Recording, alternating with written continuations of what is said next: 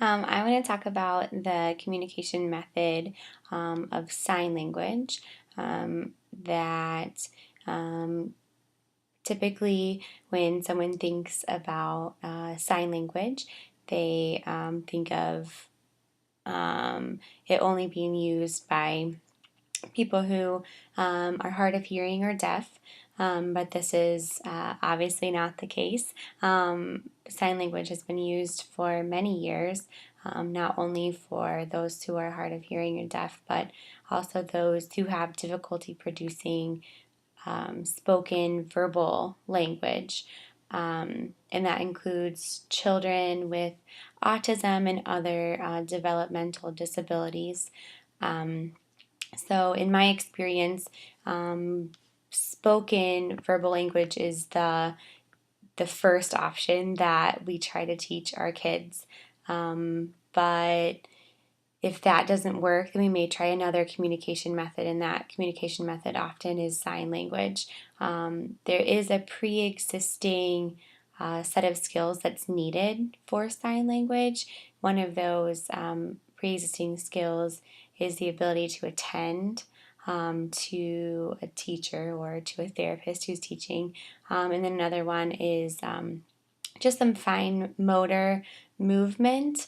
Some kids don't have quite the fine motor skills needed for certain signs, which signs can be modified and then shaped over time as children gain that fine motor movement that they need. I've done that with quite a few kids.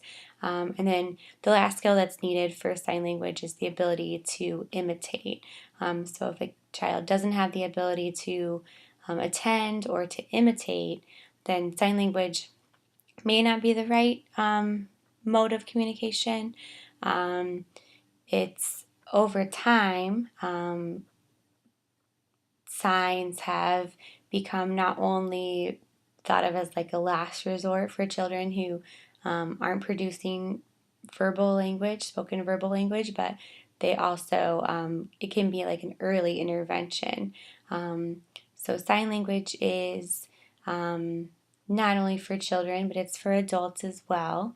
And one of the advantages of sign language is that you don't have to carry anything else with you. You don't have to carry, a PECS communication board, or you don't have to carry, speech generating device. All you need are your hands. So that's one of the advantages. Another advantage is that signs, for the most part, unless they're modified, are fairly universal.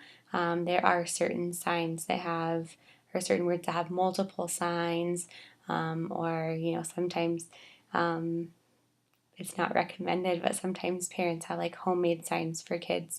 Those aren't universal. But one of the drawbacks is that although they're universal, not everybody knows sign language. So with like a speech generating device, there's or a VOCA, there's a spoken verbal language that anyone can understand, but this isn't always true of sign language. So sign language overall can be used with a lot of different populations, both children and adults with different developmental disabilities, including autism.